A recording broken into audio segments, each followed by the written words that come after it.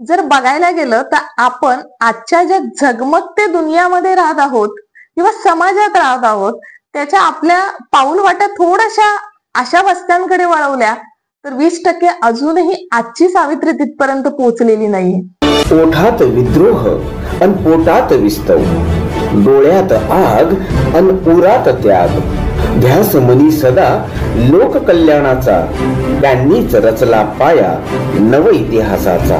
म्हणूनच ठरल्या त्या नवदुर्गा.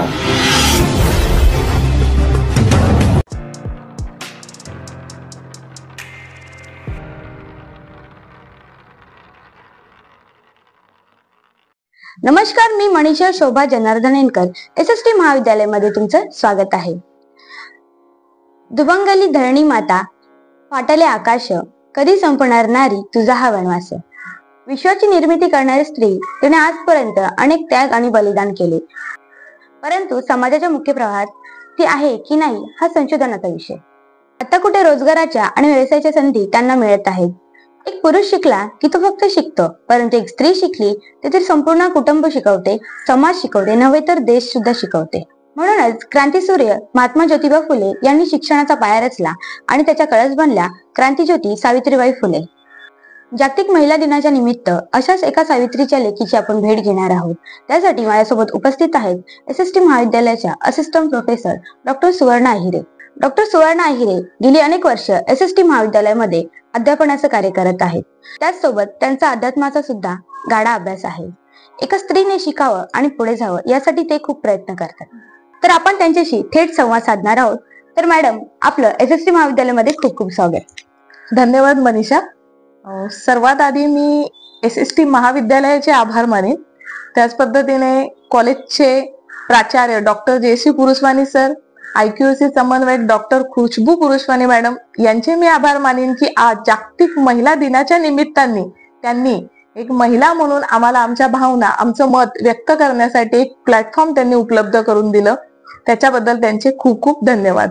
तर मॅम, माझा पहिला प्रश्न असा आहे की आत्ताची सावित्री खरंच देशाच्या कानाकोपऱ्यात वाड्यावस्त्यांमध्ये पोहोचली आहे का? जर याचं उत्तर मला द्यायचं असेल तर 80% हो आणि 20% नाही.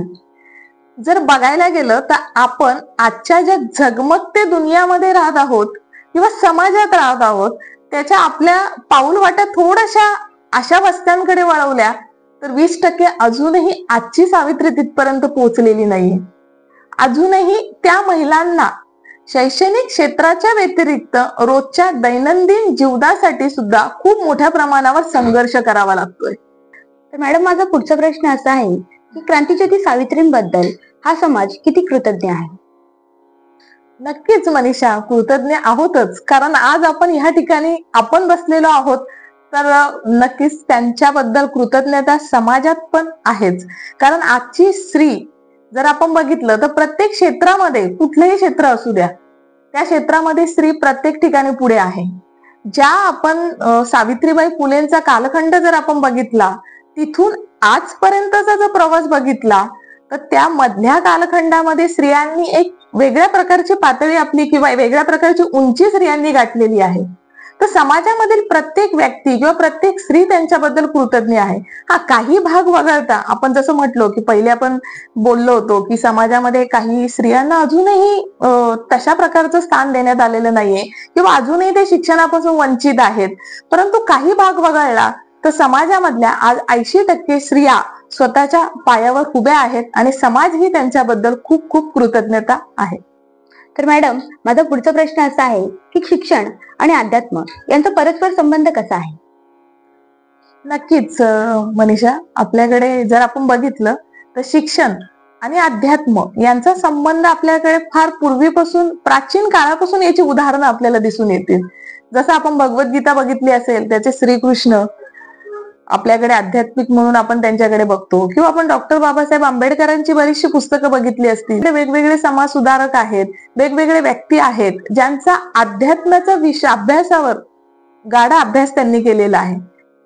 आता सध्या नुकताच छावा चित्रपट आपल्याकडे रिलीज झालेला आहे, सगळ्यांनीच तो बघितलाय. त्याच्यामध्ये शेवटी कलावंशाने खूप सुंदर असं एक कविता म्हटलेली होती की मन से जीते जीत, मन से हारे हार. कुठल्याही गोष्टीवर जर तुमच्या मनावर तुमचं प्रभुत्व असेल तर जगातली कुठलीही गोष्ट अशक्य नाहीये. शिक्षण आणि अध्यात्म ह्या नाण्याच्या दोन बाजू आहेत. शिक्षणाने जसे आपले बाह्य रूप बदलते, बाह्य विचार बदलतात, त्याच पद्धतीने अध्यात्माने आपल्या अंतर्मनामध्ये परिवर्तन होतं किंवा अंतर्मनामध्ये बदल होत असतो. तर ज्या पद्धतीने जर आपल्याला शिक्षण करायचं असेल, तर शिक्षणासाठी पुढे जायचं असेल तर तुमच्या मनापासून त्याच्यामध्ये प्रभुत्व निर्माण झालं पाहिजे, मनामध्ये तुमच्या बदल झाला पाहिजे. प्रार्थनेमुळे परिस्थिती बदलत नाही, परंतु प्रार्थनेमुळे व्यक्ती बदलतो, माणूस बदलतो, आणि माणूस बदलला की परिस्थिती बदलण्याची त्याच्यामध्ये आपोआप ताकद निर्माण होते. जर आपण बघितलं मनीषा, की आपल्याकडे फार पूर्वीपासून बघितलेलं आहे की गुरु आणि शिष्य यांच्यामध्ये कुठल्याही वयाचं अंतर नसतं. लहान मुलगाही आपल्याला सहज शिकून जायचं. याचं उदाहरण घ्यायचं तर कॉलेजमध्ये सुद्धा आम्ही शिकवत असताना कितीतरी छोट्या छोट्या गोष्टी विद्यार्थी आम्हाला पण सहज सांगून जातात आणि आम्ही त्यांच्याकडून सुद्धा काहीतरी शिकत असतो, कारण नवीन पिढीचं त्यांचं नवीन नॉलेज असतं. तर त्यांचं जे नातं आहे शिक्षण आणि अध्यात्म हे अतिशय सुंदर पद्धतीचं आहे. पण आजच्या काळामध्ये जर बघायला गेलं आपण, तर कुठेतरी शिक्षक आणि विद्यार्थी यांच्यामध्ये जो टेबल आहे तो कुठेतरी कमी होत चाललेला आहे.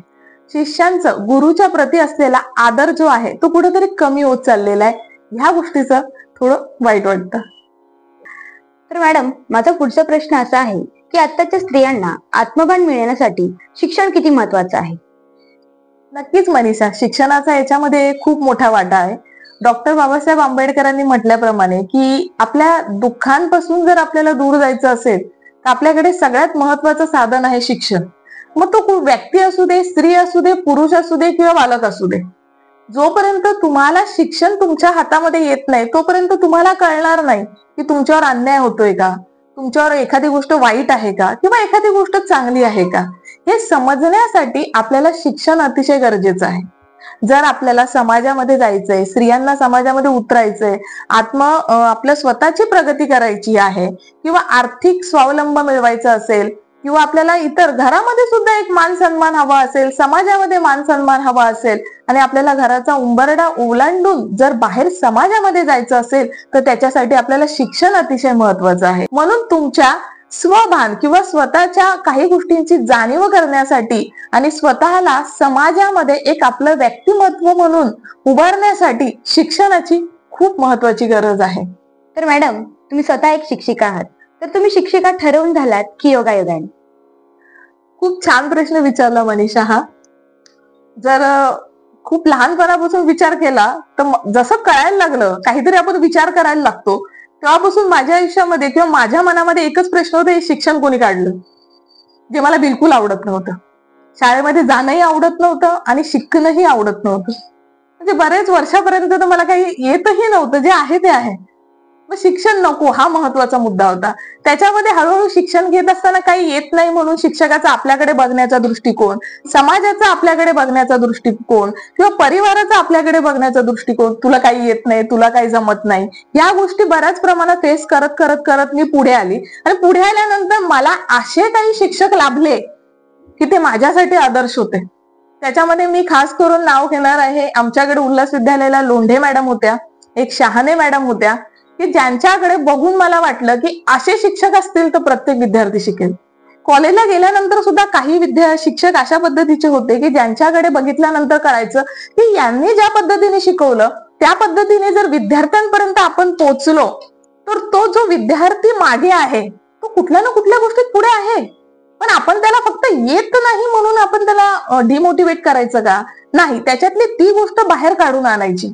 आणि मी बऱ्याच वर्षानंतर ठरवलं, म्हणजे ग्रॅज्युएशन झाल्यावर मी ठरवलं की नाही, ज्या गोष्टी मी आयुष्यात फेस केलेल्या होत्या लहानपणापासून, मी एक शिक्षक बनेल आणि जे विद्यार्थी मागे आहेत त्या विद्यार्थ्यांना आपण कुठेतरी पुढे करायचं.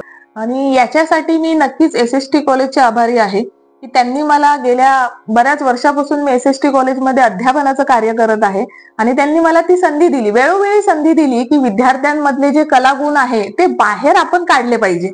आणि त्यांच्या संधीमुळेच आम्ही आज कॉलेजमध्ये खूप मोठ्या प्रमाणावर आमचे विद्यार्थी शिक्षणाबरोबर इतर क्षेत्रांमध्ये सुद्धा पुढे आहेत. त्याच्यामुळे मी त्यांचे खूप खूप आभारी आहे की त्यांनी एवढ्या वर्षापासून ही संधी दिलेली आहे आणि याच्या पुढे पण ते आमच्यासाठी नेहमी तत्परतेने उभे राहतात. त्याच्याबद्दल त्यांचे खूप खूप धन्यवाद. तर मॅडम, माझं पत्रकार म्हणून निरीक्षण आहे की मुलींनी पुढे जावं यासाठी तुम्ही नेहमीच कार्यरत असता. याचं नेमकं कारण काय? आज आपण 21व्या शतकामध्ये राहतोय मनीषा. तरी पण आपण आजूबाजूच्या समाजात जर बघितलं की स्त्रिया जरी भरपूर पुढे गेलेल्या असल्या तरी आपण पुरुष प्रधान संस्कृतीतच राहतो आहोत अजूनही. ज्या वेळेस एखाद्या स्त्रीवर काही अडचणी येतात, समाज त्यांना फक्त मदतीचा हात देत असतो, पण लढायचं त्यांना असतं. लढण्यासाठी त्यांच्याकडे शिक्षण हा एक मात्र उपाय. त्याच्यासाठी मी नेहमीच बघितलंय की SST कॉलेजमध्ये माझ्या बरोबर ज्या विद्यार्थी शिकत असतात त्याच्यामधले बऱ्याच विद्यार्थी ह्या तळागाळामधले आहेत. काही मुलींचे वडील हे रिक्षा चालवतात, भाजीपाला, काही हार वगैरे विकणं किंवा नॉर्मली असं वॉचमॅन वगैरे अशा घरातून आलेल्या त्या मुली असतात. आणि साहजिकच आहे, समाजामध्ये जर त्यांना वर जायचं आहे तर त्यांच्याकडे एकच साधन आहे, शिक्षण. म्हणून मी त्या मुलींना नेहमी प्रयत्न करत असते की त्यांनी स्वतःच्या पायावर उभं राहावं, त्यांच्या स्वतःच्या नावाबरोबर त्यांच्या घराचंही नाव त्यांनी करावं. आणि उद्या साहजिकच आहे, कॉलेज त्या मुलींनाही सगळ्या पद्धतीने जर मदत करण्यास तत्पर आहे तर त्यांनी त्याची मदत का घेऊ नये. तुमच्यासाठी शिक्षणाच्या आपल्याकडे भरपूर सुविधा आहेत. तुम्ही पुढे या आणि त्याचा फायदा घ्या आणि स्वतः पायावर उभं राहा. तर प्रेक्षक हो, शिक्षक हा सामान्य व्यक्ती नसतो. त्याच्या कुशीत प्रलय आणि निर्माण दोन्ही जन्म घेत असतात. अशाच डॉक्टर सुवर्णा अहिरे यांच्यासारख्या सावित्रीच्या लेकी शिक्षणाचा वारसा पुढे चालवणार आहेत. मॅडम, तुमचे खूप खूप आभार की तुम्ही वेळात वेळ काढून इथं SST महाविद्यालयात आलात आणि स्त्रियांविषयी तुमची मतं सांगितली. खूप खूप आभार. धन्यवाद मनीषा.